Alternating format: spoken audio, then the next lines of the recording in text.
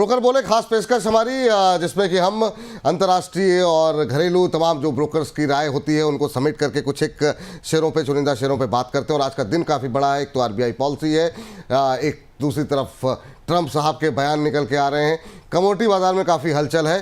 तो इस सेगमेंट को थोड़ा सा जो है आज हम फटाफट निपटाने की कोशिश करेंगे, क्योंकि थोड़ी देर में आज आपको जानना नहीं है कहीं, क्योंकि अभी अजय कड़िया जी हमारे साथ थोड़ी देर में जुड़ने वाले हैं। उनसे समझेंगे क्रूड के अंदर जो हो रहा है, अग्री कमोडिटीज़ में क्या हो रहा है और गोल्ड में क्या हो रहा है, इन तमाम चीज़ों पर भी बातचीत होगी।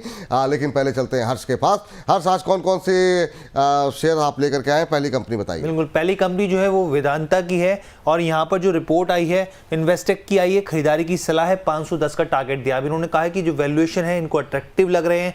दूसरी चीज़ फ्री कैश फ्लो है। इसके साथ ही इन्होंने कहा है कि हमने जो अपग्रेड किया है वो बेसिकली इसलिए किया है, जो डिविडेंड यील्ड है वो इनको काफ़ी पसंद आ रहा है। 2026 के लिए 12% डिविडेंड यील्ड की अनुमान जताया इन्होंने। 2027 के लिए करीब करीब यहाँ पे 7% रहने की संभावना जताई है। इसके साथ ही इन्होंने कहा है जो कंपनी की कॉस्ट लगातार जो बियर करती है वो यहाँ पर उस मामले में स्ट्रॉन्ग कॉम्पिटिटिव एज है यहाँ पर। साथ ही एल्यूमिनियम और जिंक के जो स्मेल्टर्स हैं वहाँ पर जब कंपनी कच्चे माल को यहाँ पर उसमें इस्तेमाल करती है तो उसमें खर्चों की जो होती है वो बचत होती हुई दिखती है। तो ये भी एक फ़ायदा देखने को मिलता है। और साथ ही जो रीस्ट्रक्चरिंग है वो होती हुई यहाँ पर दिखेगी। तो यहाँ पे जो इन्वेस्टेक का फोकस है कि यहाँ पर हम लोग रीस्ट्रक्चरिंग को भी ध्यान में रखेंगे। लेकिन अभी फिलहाल के लिए ये जो टारगेट्स दिए जा रहे हैं करीब 35% का अपसाइड दिखा रहे हैं। चलिए, 35% का अपसाइड सर वेदांता पर। डीमर्जर स्टोरी जो है यहाँ पर अब प्ले होने वाली है बहुत जल्द। अभी क्या करें, जिन लोगों के पास पैसे जिन्होंने लगाए हुए हैं उनके लिए भी टिप्पणी आपकी, और जो लोग अभी भी फ्रेश बाइंग की मौके तलाश रहे हैं। देखिए, पर्टिकुलर इस सेगमेंट पे सेकंड नंबर पे है वेदांता। और no doubt company and profitability भी बहुत अच्छा है। 1,45,000 करोड़ के आसपास मार्केट कैप है। 17,000 करोड़ के आसपास प्रॉफिट भी कंपनी ने पोस्ट किया। लेकिन अभी जो फ्रेश एक डाउनफॉल आया है वेदांता का चार्ट में, जो मुझे लगता है कंटिन्यू होना चाहिए। नो डाउट मैं लॉन्ग टाइम के लिए तो पॉजिटिव हूँ, एग्री हूँ, लेकिन शॉर्ट टाइम फ्रेम में जो वीकली एक ब्रेकडाउन आया है 390 के नीचे, सो अभी 371 चल रहा है। मुझे लगता है ये एक्चुअल कंटिन्यू होना चाहिए, जो कि एटलीस्ट 350 345 के आगे तो रुकेगा नहीं। सो अगर किसी को एक्यूमुलेशन ही करना है, सो 345 350 is a good zone, value zone. तो वहां पे जाके आप एक्यूमुलेशन कीजिए, तो ये जो अपसाइड है और भी आपको अच्छा मिलेगा।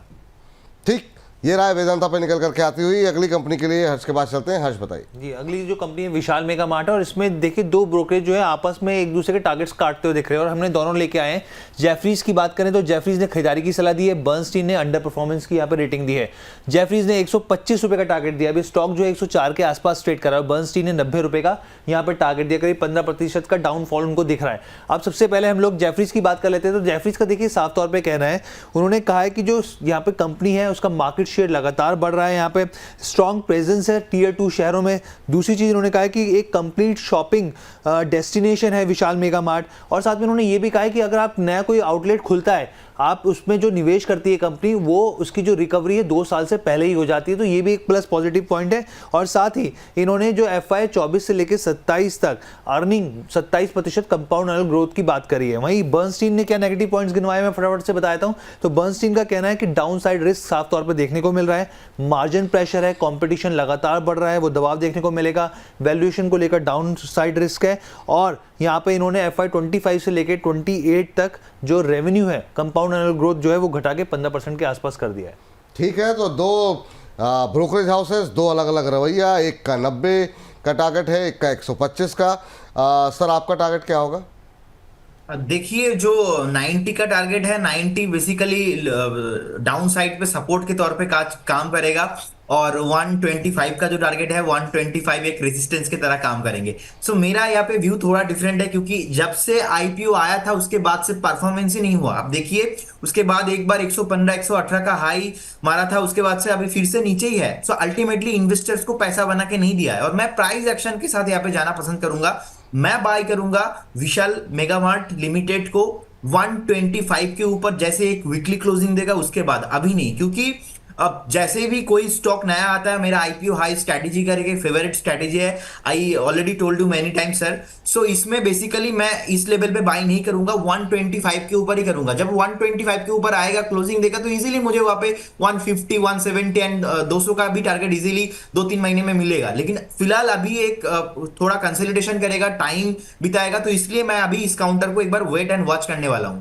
ठीक सर, ये बात विशाल मेगा मार्ट पे निकल के आती हुई। इस बीच चंदन जी कह रहे हैं गुड मॉर्निंग विपुल सर, आज फर्स्ट टाइम आपको पुराने चैनल के बाद आपके देख रहा हूँ, आपके दर्शन हुए हैं। आज से आपका चैनल रोज़ रात में देखना शुरू करूँगा due to office hours. Thank you sir Chandan ji. सबसे पहले तो सब्सक्राइब कर लीजिएगा, और हाँ, जब ऑफिस में काम कर रहे हो तो अपने ऑफिस के जो बाकी लोग जिनकी रुचि शेयर बाज़ार में, अर्थव्यवस्था में हो, उनसे भी चैनल को सब्सक्राइब करवा लीजिएगा। थैंक यू आपका जो है आज से जो है बोनस को देखने के लिए। चलिए अगली कंपनी के लिए चलते हैं हर्ष के पास। हर्ष बताइए। ट्रांसफॉर्मर और रेक्टिफायर ये तीसरी कंपनी है और इसके रिजल्ट्स आए हैं। और रिजल्ट्स को अगर हम लोग बात करें तो चाहे वो यहाँ पर आप देखिए एंटिक की रिपोर्ट आई है, खरीदारी की सलाह दी है और 711 रुपये का टारगेट दिया है। और उन्होंने रिजल्ट के बाद ये टारगेट दिए, करीब 43% का अपसाइड दिख रहा है। सबसे पहले तो उनका ये कहना है कि जो Q4 के नंबर्स आए हैं वो काफ़ी अच्छे रहे हैं। आने वाले 2 सालों में कंपनी की एक अच्छी मजबूत ग्रोथ देखने को मिल सकती है। इसके साथ ही उन्होंने कहा कि 2024 में हमने री रेटिंग किया था, लेकिन अभी भी जो दूसरी पीयर्स कंपनी है उसके मामले में उसके सामने वैल्यूएशन काफ़ी ज़्यादा सस्ते दिख रहे हैं। इसके साथ ही उन्होंने कहा कि जो ट्रांसमिशन एंड डिस्ट्रीब्यूशन है, रेलवे है, सोलर है, ग्रीन है, हाइड्रोजन सेक्टर है, उसमें ट्रांसफॉर्मर की काफ़ी ज़्यादा डिमांड है। और ऐसे में कंपनी जो है इसमें एक लीड भूमिका निभाती है। B2B बिजनेस प्लेयर है यहाँ पे। ऑर्डर जो है वो पाइपलाइन काफ़ी ज़्यादा मजबूत है और साथ में कंपनी का जो आउटलुक है वो भी उनको काफ़ी मजबूत दिख रहा है Q4 के नंबर के बाद। चलिए ट्रांसफॉर्मर्स एंड रेक्टिफायर्स, तो अब ये बिल्कुल आज की थीम से बिल्कुल एक अलग कंपनी निकल करके आई है। और देखिए हम हर तरह के सेक्टर्स को पकड़ने की कोशिश कर रहे हैं आज के बाजार में। सर आपकी टिप्पणी क्या होगी ट्रांसफॉर्मर्स एंड रेक्टिफायर्स को लेकर के? 711 का टारगेट यहाँ पर एंटिक ने दिया है। देखिए लास्ट 3 सालों में प्रोमोटर ने जो अपना होल्डिंग है वो डिक्रीज किया है और बुक वैल्यू के हिसाब से भी 12 टाइम्स ऊपर ट्रेड हो रहा है। एंड मार्केट कैप भी ज्यादा नहीं है, मतलब 15,000 करोड़ के आसपास ही है, 200 करोड़ का ही प्रॉफिट है।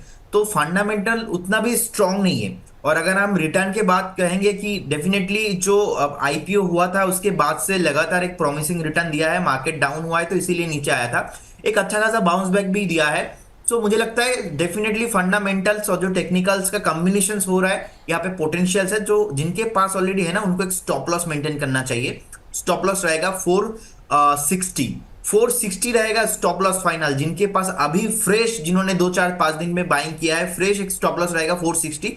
मुझे लगता है इस वैल्यूएशंस पे मुझे एक्चुअली मैं ठीक नहीं लग रहा है प्राइस को कि यहाँ से बाई करेंगे फिर से हम 650-700 तक देखेंगे, ऐसा मेरे को नहीं लगता है। अगर एक बार 540 के ऊपर क्लोजिंग मिल जाएगा तो फिर से एक बार पॉसिबिलिटीज है। लेकिन जो वीकली चार्ट है, वीकली चार्ट में ब्रेकडाउन के बाद अभी जो मार्केट का भी टेंशन रहेंगे तो इसमें मुझे नहीं लगता कि यहाँ पे फ्रेश बाई अभी इमीडिएटली करना चाहिए। तो मुझे लगता है एक बार वेट करना चाहिए जिनके पास है। अगर 480-460 के अराउंड फिर से आएंगे तो उस टाइम पे आपको प्राइस भी कम मिलेंगे और लॉन्ग टाइम के लिए भी बढ़िया रहेगा। लेकिन फंडामेंटल टेक्निकल उतना अच्छा नहीं है, तो जितना कम क्वांटिटी हो सके उतना ही बेहतर है। जितना कम हो उतना बेहतर हो। और 700 का आगे टारगेट एंटिक की तरफ से, बाकी जो प्रदीप जी ने कहा है उस पर भी आप ध्यान रखिए। फटाफट बताइए हर्ष लास्ट कंपनी। जी KEI इंडस्ट्रीज की हम लोग बात कर लेते हैं। यहाँ पे देखिए वायर्स एंड केबल्स की मोतीलाल ओसवाल की रिपोर्ट है, न्यूट्रल की यहाँ पे सलाह दी है, 3,000 रुपये का लक्ष्य दिया है।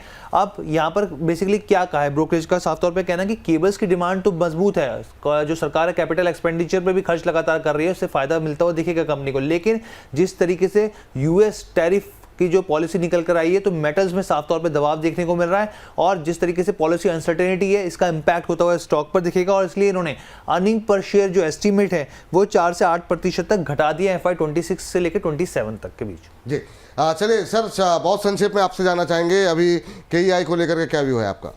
ये लास्ट 5 साल से 26% के प्रॉफिट ग्रोथ के साथ CAGR रहा है, पर्टिकुलर इस काउंटर में, और ऊपर से भी बहुत नीचे आ गया है। और सबसे इंपॉर्टेंट बहुत ही है जो 200 वीकली मूविंग एवरेज के एक सपोर्ट पे अभी ट्रेड कर रहा है। और अगर आप 2023 का 22 सितंबर का भी लो देखेंगे, सितंबर अक्टूबर का, तो यहाँ पे एक बेस बनाया था ऑलमोस्ट 2300 से लेके 2500 का जोन। तो मुझे लगता है एक अच्छा वैल्यूएशंस पे है और यहाँ पे सपोर्ट भी लेना चाहिए क्योंकि 200 वीकली मूविंग प्राइस के आसपास सपोर्ट ले रहा है। तो जिनका अभी भी पास नहीं है तो मुझे लगता है केईआई इंडस्ट्री एक बहुत ही अच्छा अपॉर्चुनिटी रह सकता है। तो डेफिनेटली मेरे तरफ से फ्रेश बाइंग करने का एक सलाह रहेगा, क्योंकि बहुत ही लोअर वैल्यूएशंस पे आ गया है। फेयर वैल्यूएशंस पे मुझे लगता है 2588 2590 के आसपास ट्रेड हो रहा है। मुझे लगता है कि पहला टारगेट होना चाहिए 2850 एंड सेकंड टारगेट 3000 तक जाना चाहिए। सो वैल्यूएशन अट्रैक्टिव कर रहा है अभी। वैल्यूएशन अट्रैक्टिव लग रहा है। हर्ष, बहुत बहुत शुक्रिया आपका आज की चर्चा में जुड़ने के लिए, बहुत बहुत धन्यवाद। और इस सेगमेंट को अब यहीं पर करते हैं समाप्त।